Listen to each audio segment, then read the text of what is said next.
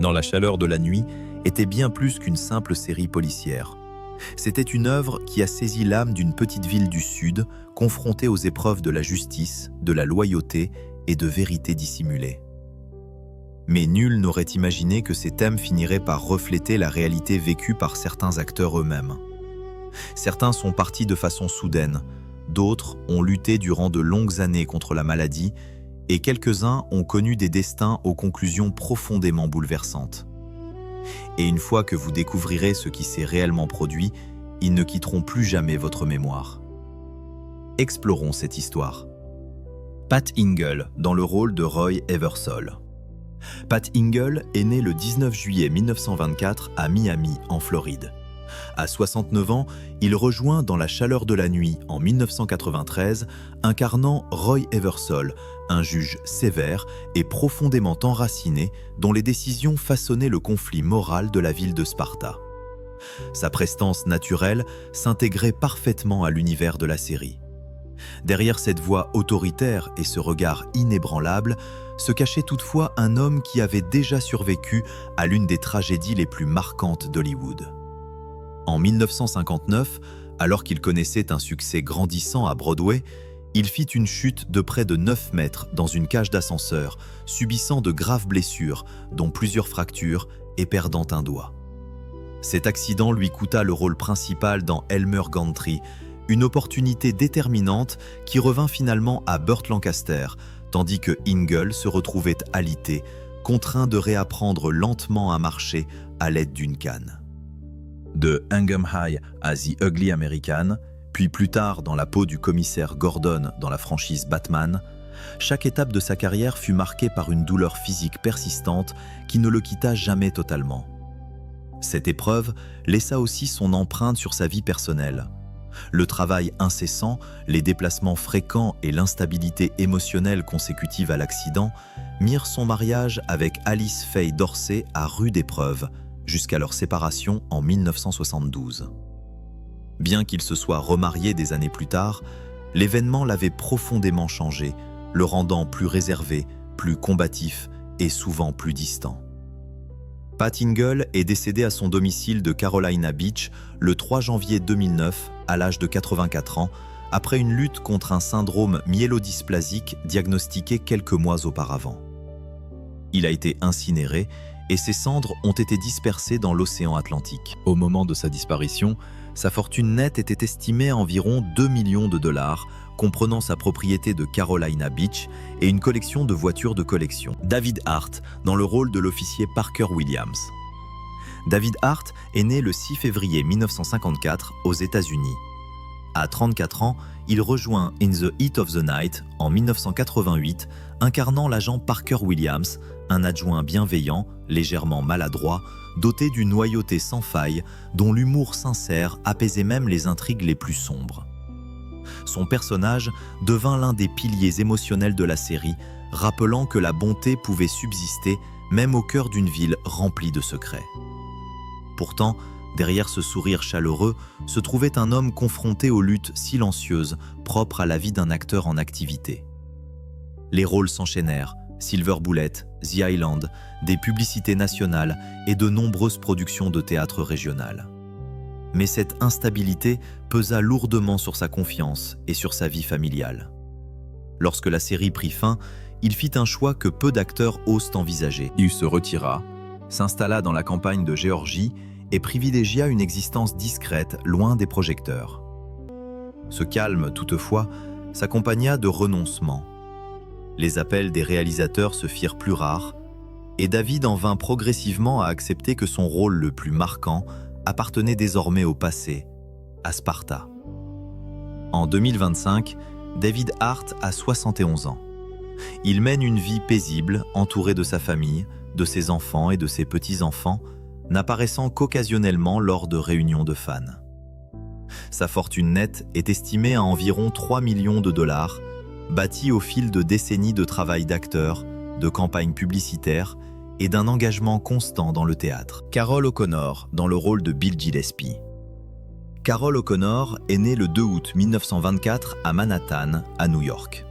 À 64 ans, il prend part à Dans la chaleur de la nuit, en 1988, dominant l'écran dans le rôle du chef de police Bill Gillespie avec une gravité façonnée par des décennies de triomphes et d'épreuves. Son arrivée transforme profondément la série, lui conférant un poids moral rarement atteint, porté par une autorité naturelle que peu d'acteurs auraient pu incarner. Derrière cette stature imposante se trouvait néanmoins un homme dont la carrière avait été forgée dans l'adversité. O'Connor avait traversé la tempête culturelle déclenchée par All in the Family, une série qui lui apporta une renommée immense et 4 Emmy Awards, mais aussi l'enfermement dans un rôle stéréotypé, des controverses politiques constantes et une profonde fatigue émotionnelle. Même les projets censés lui offrir un renouveau, comme Kelly's Heroes ou Point Blank, lui rappelaient combien il était difficile d'échapper à une figure américaine à la fois adorée et mal comprise. Puis survint l'épreuve la plus douloureuse de sa vie. Son fils adoptif, Hugh, longtemps en lutte contre une dépendance qui s'était aggravée avec les années, succomba en 1995 après un long combat personnel. Ce drame faillit anéantir O'Connor. Il transforma sa peine en colère, menant une croisade publique contre ce qu'il considérait comme un système ayant abandonné son fils. Tout cela se déroulait alors qu'il faisait lui-même face au diabète, à des troubles cardiaques et à l'usure physique accumulée au fil des années. Dans cette période sombre, son épouse Nancy resta son soutien indéfectible, la seule lumière dans une existence devenue écrasante. Carol O'Connor s'est éteint le 21 juin 2001, à l'âge de 76 ans, des suites d'une crise cardiaque liée à de longues complications cardiaques et diabétiques. Il repose au cimetière de Westwood Village Memorial Park, à proximité du cénotaphe dédié à son fils. À la fin de sa vie, sa fortune était estimée à environ 20 millions de dollars, constituée de propriétés à Malibu, d'une précieuse collection de voitures anciennes et des droits générés par ses œuvres télévisuelles emblématiques. Fran Bennett dans le rôle de Rhoda Gibson. Fran Bennett est née le 14 août 1937 à Malvern, dans l'Arkansas. À 53 ans, elle rejoint Dans la chaleur de la nuit en 1990, interprétant Rhoda Gibson, une figure d'autorité lucide et inébranlable qui apportait dignité et sérénité à chaque scène. Sa présence imposait une telle force que, même lors de brèves apparitions, elle semblait agir comme une colonne vertébrale maintenant l'ensemble du récit. Pourtant, derrière cette assurance, se cachait une femme portant un profond silence intérieur. Fran traversa de longues périodes de dépression, aggravées par des mariages de courte durée qui la laissèrent se sentir mise à l'écart au moment même où elle aspirait le plus à la stabilité affective. Elle enfouit sa douleur dans le travail, apparaissant dans Quantum Leap, Sunset Beach, Scandal et bien d'autres productions, tout en consacrant des décennies au théâtre shakespearien, dont une remarquable interprétation féminine de King Lear. Lorsque la pandémie de Covid-19 survint, l'isolement devint étouffant pour une artiste qui avait passé sa vie entourée d'étudiants, de comédiens et de public. Le silence soudain fut éprouvant. Fran Bennett s'est éteinte le 12 septembre 2021 à Los Angeles, à l'âge de 84 ans, des suites de complications possiblement liées à la Covid-19. Au moment de sa disparition, sa fortune était estimée à environ 1 million de dollars, comprenant sa maison de Los Angeles et de précieux souvenirs accumulés au fil d'une carrière théâtrale et télévisuelle marquante. Howard Rollins dans le rôle de Virgil Tibbs. Howard Rollins est né le 17 octobre 1950 à Baltimore, dans le Maryland. À 38 ans, il rejoint Dans la chaleur de la nuit en 1988, incarnant le détective Virgil Tibbs avec une intelligence maîtrisée et une retenue élégante. Sa prestation éleva immédiatement la série, lui apportant une profondeur que les spectateurs ressentaient davantage qu'ils ne pouvaient la formuler. Pourtant, le talent de Rollins se consumait dans un monde qui lui laissait rarement l'espace de respirer. Sa performance, nommée aux Oscars dans Ragtime, aurait dû faire de lui une force incontournable, surtout après l'enthousiasme suscité par son travail intense dans A Soldier's Story et Member of the Wedding. Au lieu de cela, la pression d'évoluer en tant qu'acteur noir au sein d'une industrie marquée par des préjugés raciaux l'épuisa intérieurement. Chaque erreur prenait des proportions publiques, chaque rumeur devenait un titre de presse et chaque doute blessait profondément. Peu à peu, la dépendance s'imposa comme une échappatoire. Il en avait conscience. D'abord la cocaïne, puis l'alcool, jusqu'à ce que les arrestations se multiplient et que les studios commencent à s'éloigner. Hors caméra, sa solitude se faisait encore plus lourde. Rollins ne s'est jamais marié, n'a jamais fondé de famille et a protégé jalousement sa vie privée. Durant des années, il fut hanté par la dépression, éprouvé par le racisme et inquiet face aux jugements entourant sa vie intime. Lorsque, dans la chaleur de la nuit, mit fin à sa collaboration lors de la 6e saison, il tenta de se reconstruire, cherchant la sobriété et acceptant des rôles plus modestes dans New York Undercover et Drunks. Mais son corps portait déjà les traces de longues années d'excès, tandis qu'une maladie tenue secrète progressait discrètement. Howard Rollins s'est éteint le 8 décembre 1996, à seulement 46 ans, quelques semaines après l'annonce de sa maladie. Il repose au cimetière de Woodlawn à Baltimore.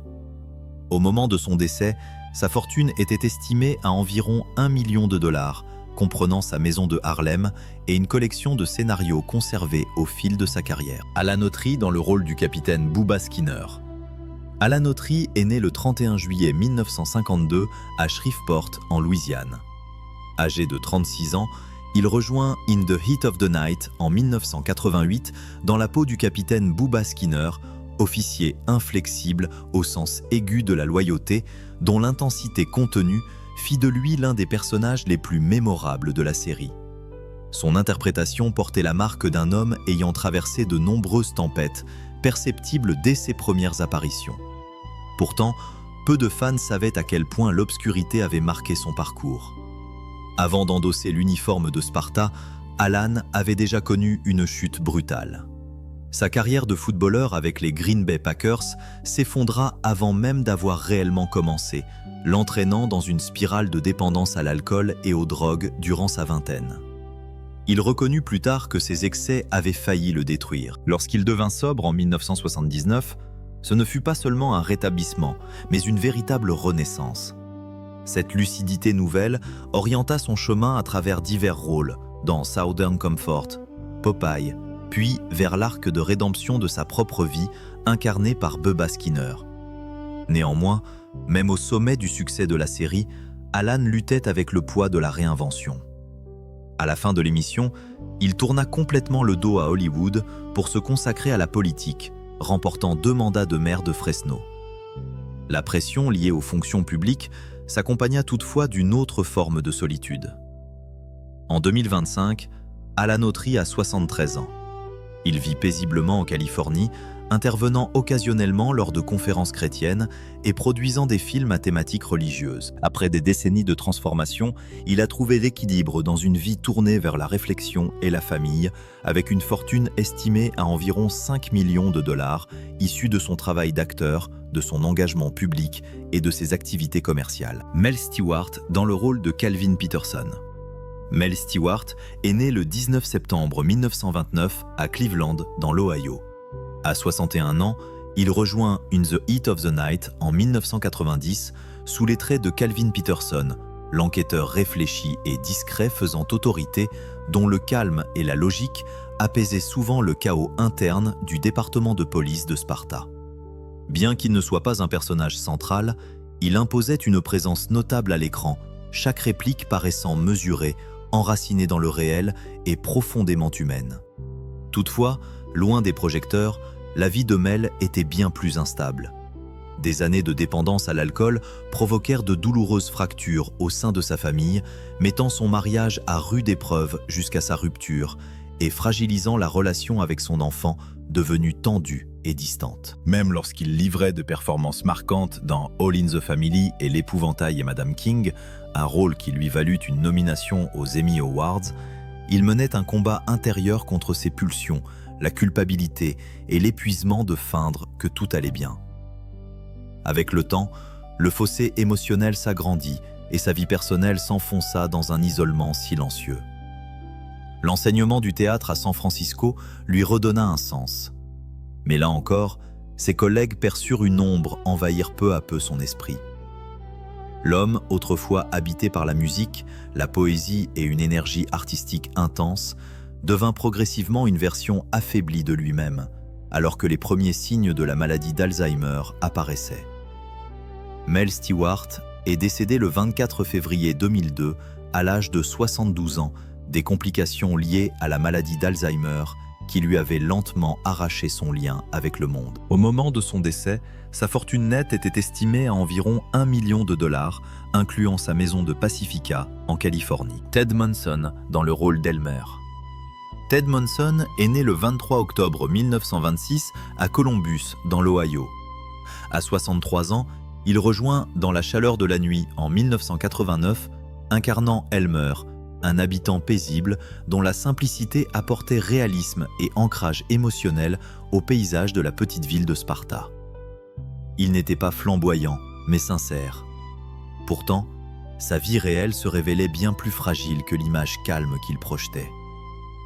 Ted connut plusieurs mariages difficiles qui érodèrent peu à peu son sentiment de stabilité, le laissant de plus en plus isolé. Avec les années, il se tourna vers l'alcool, non par provocation, mais par chagrin et épuisement émotionnel. Bien qu'il obtienne des rôles dans Talladega Nights, Runaway Jury et enfin L'étrange histoire de Benjamin Button, les projecteurs s'éteignaient rapidement après chaque apparition.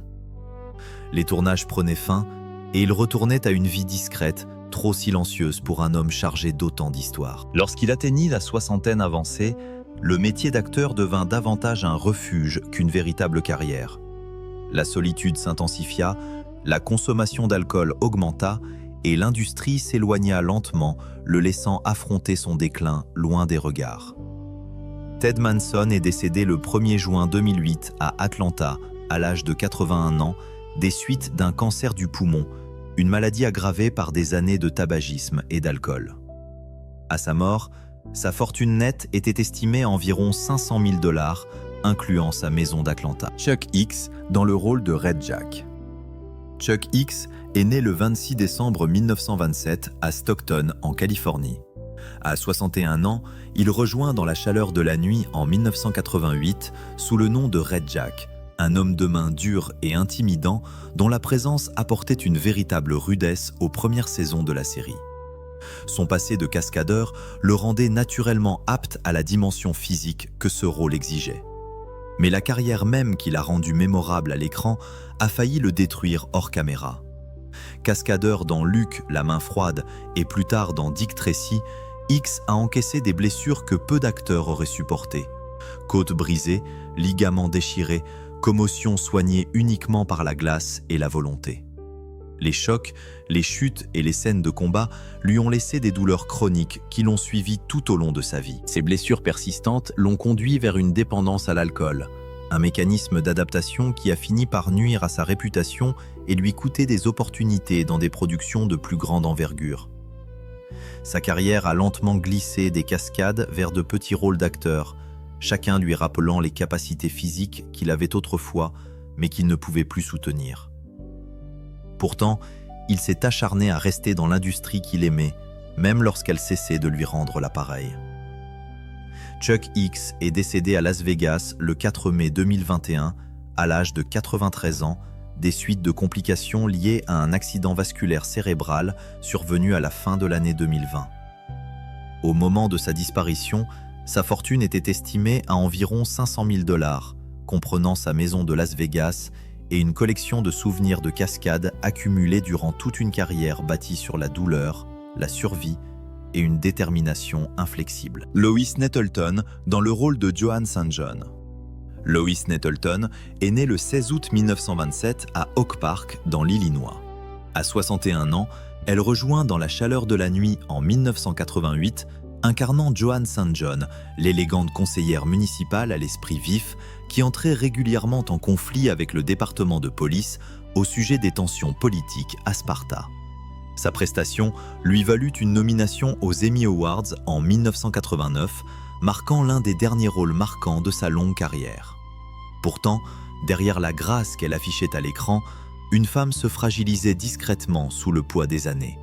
Après des décennies partagées entre Hollywood et Broadway, la quatrième dimension, un tramway nommé Désir, période d'ajustement et son rôle salué dans American Woman, Portrait of Courage, l'industrie commença à offrir de moins en moins de rôles aux actrices vieillissantes, indépendamment de leur talent ou de leur renommée. Le silence soudain des salles de casting la laissa dériver entre de rares apparitions télévisées, chaque année l'éloignant davantage des projecteurs qu'elle avait autrefois dominés. Sa vie personnelle portait elle aussi le poids de la solitude. Son mariage avec l'écrivain Jean Shepherd prit fin en 1967 et elle ne se remaria jamais ni n'eut d'enfant. Durant ces dernières années, un combat discret s'engagea.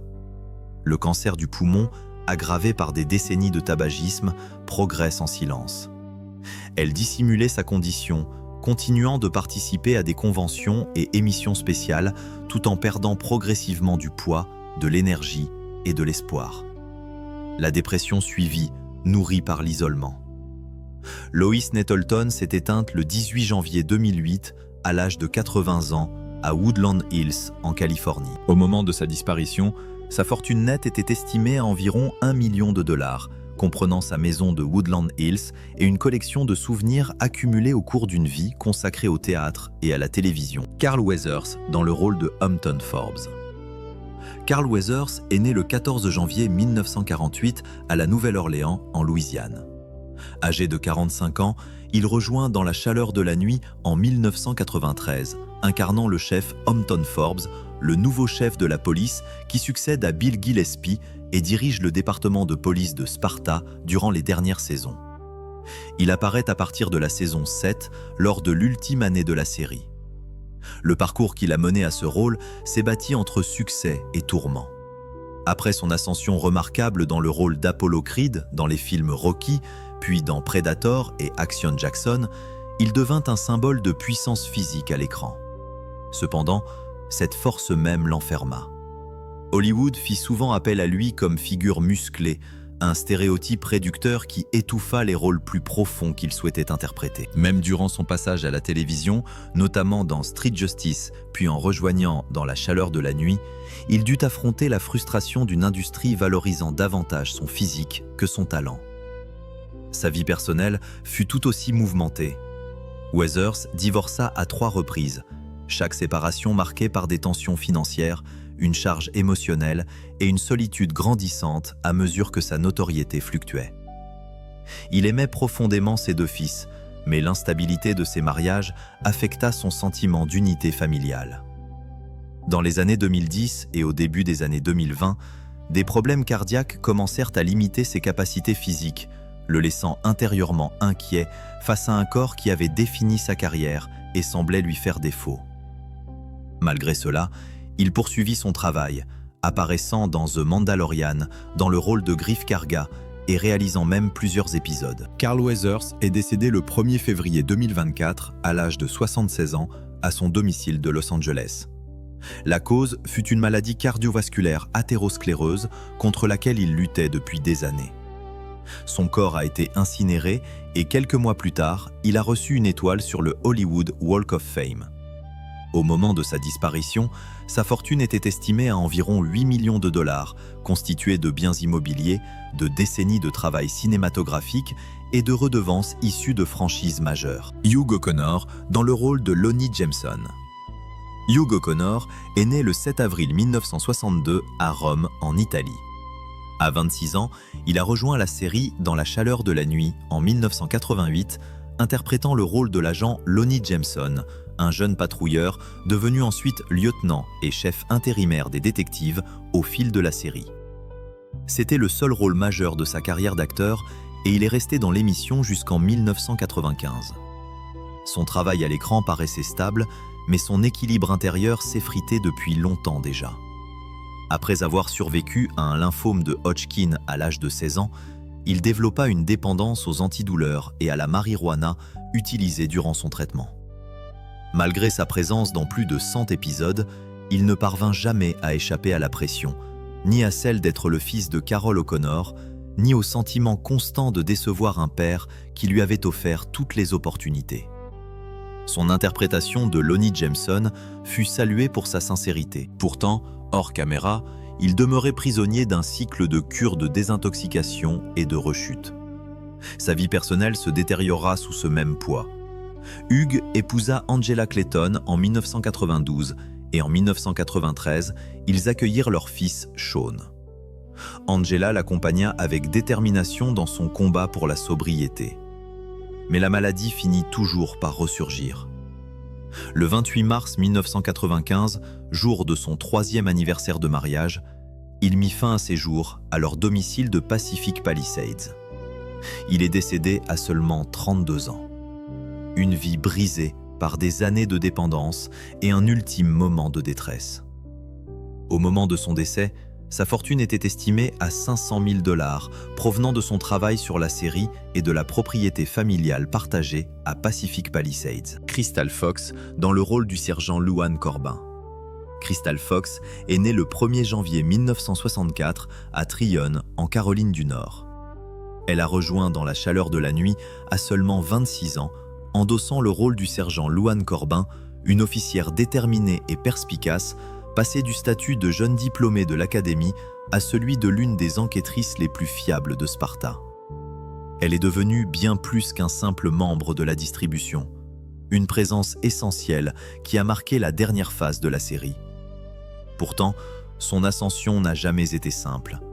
Le Hollywood du début des années 1990 se montrait particulièrement implacable envers les jeunes actrices noires, surtout celles dépourvues de relations influentes. Crystal a souvent évoqué la solitude ressentie en étant la seule à lui ressembler dans certaines salles de casting, confrontée à des exigences plus strictes, plus sonores et bien plus rigides que celles imposées à ses homologues blanches. Même après ses premiers succès, elle s'est retrouvée à lutter pour des rôles pour lesquels elle était pleinement qualifiée, se tournant à maintes reprises vers la scène. Dans For Colored Girls, Fences ou A Raisin in the Sun, elle était respectée, mais rarement rémunérée à la hauteur de sa valeur. La pression de survivre dans ces deux univers l'a épuisée. Malgré tout, elle a continué d'avancer, poursuivant chaque opportunité avec la même détermination d'acier que celle incarnée par Luann Corbin à l'écran. Durant des années, elle est restée cantonnée à des rôles secondaires, Drop Squad, Once Upon a Time, When We Were Colored, des apparitions dans Law and Order et Les Sopranos, tout en affrontant en privé la réalité douloureuse. Hollywood offre rarement une carrière durable aux actrices de couleur sans une réinvention constante. Cette transformation est finalement survenue grâce aux productions de Tyler Perry et à sa performance marquante dans A Fall from Grace. En 2025, Crystal Fox a 61 ans. Elle continue de jouer régulièrement, apparaissant dans des projets majeurs allant de Big Little Lies à His and Hers, recevant enfin la reconnaissance qu'elle méritait depuis des décennies. Elle figure aujourd'hui parmi les actrices les plus constantes du paysage télévisuel, avec une fortune estimée à environ 5 millions de $, bâtie sur la persévérance, l'excellence scénique et une percée tardive mais décisive.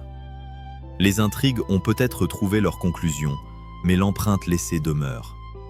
Dans la chaleur de la nuit ne disparaîtra jamais.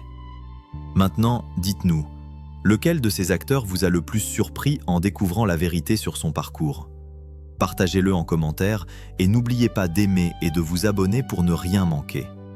La prochaine histoire se cache derrière les visages les plus éclatants d'Hollywood.